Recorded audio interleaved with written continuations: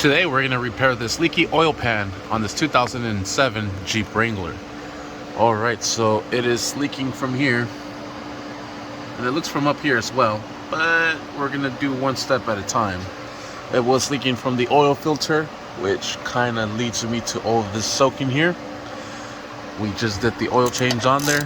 What you simply have to do to get this oil pan off is remove the oil plug using a 16mm socket. Drain the system from all its oil. Once it's all removed, we're going to be using a 10mm socket.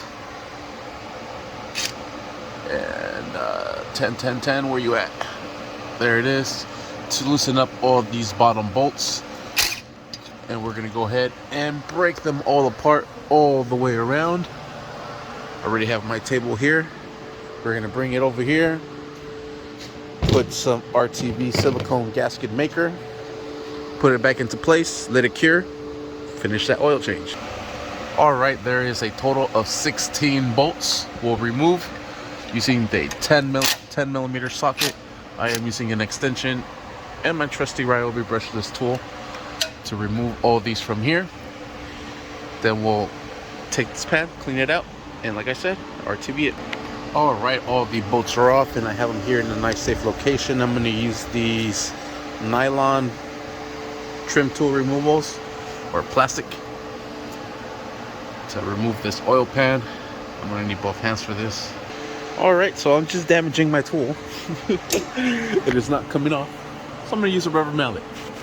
I'm going to need both hands still, so I can grab onto it and bang it out of there. Alright, and here it is. I'll just put my oil pan underneath it so I can catch the rest of the oil coming from the pickup. Alright, so here we have our pan. I have a brand new razor blade. I'm going to just go through it and try to clean up as much as possible so everything's nice and smooth. And then what I'm going to do after that is I'm going to grab this wire brush and I'm going to go around it and clean up the whole surface. Alright, I got as much out as possible. I went over it a couple of times. Now I'm going to give it with this wire wheel or wire brush. Make sure our surface is nice and clean, because there's still a little bit left. And what that wire brush is doing is eliminating everything from there.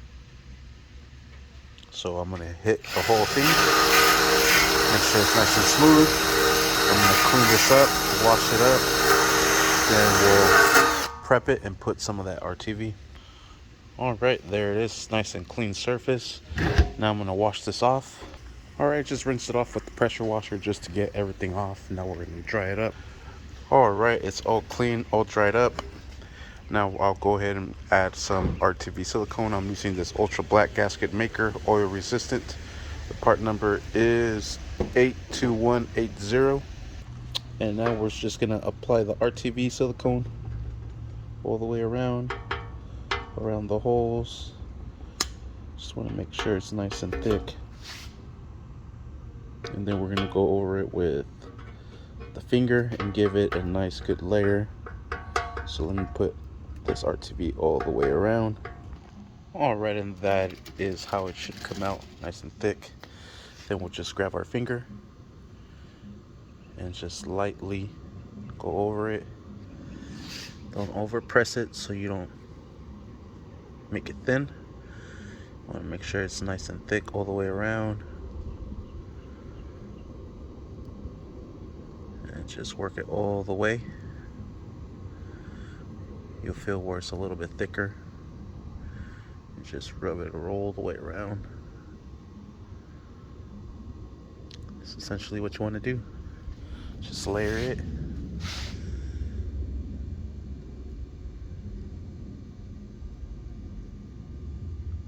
So you go all the way around. Alright, and there it is. Now we're gonna put some bolts. We'll put the pan and put some bolts on it so it can hold it. And then we're gonna put the rest of the bolts all the way around.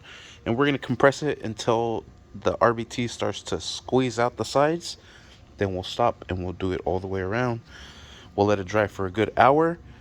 And then we'll finish tying it up. I jumped the gun a little bit. We gotta clean the surface out here. Clean all this out. And then we'll be ready to do that. Get the rest of the silicone that's in here still. Get that sucker out. Clean that surface up. Alright, and I did the same procedure. Hit it with the eraser, and with this one I hit it with the wire brush just as best as I could to clean up the whole surface. Now we're ready to continue. Just wipe everything down, then we'll install that pan. Alright, I got a couple of bolts to hold it into place. Now I'm going to finish putting all the bolts in the remainder places. Alright, then we'll snug it until we see some RTV coming out. And it's pretty squeezed out right there already.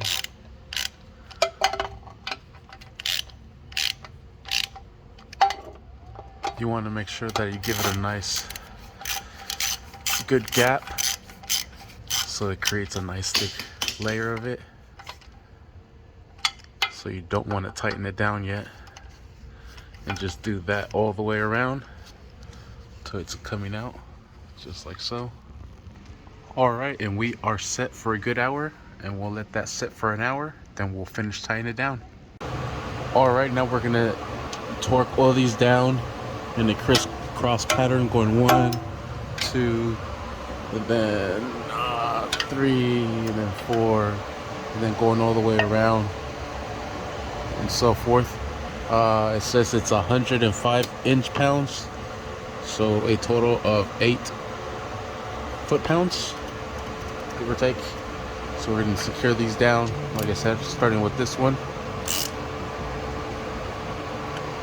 and then we'll make our way all the way around. Alright, and there we have it, all set. Some of that more silicone popped out, and it's already starting to dry up. Perfect. Sweet. Nothing on the finger. Nice. And that's it. And it takes about 24 hours to fully cure. So I was in the process of making a video of doing an oil change. Figured I'd fix this pan while I'm at it. Tomorrow we'll finish off that video, and we'll finish off pouring the oil into the engine. So we are set. Thank you for watching. Please like and subscribe. Alright, just added oil, started it up. No more leaks.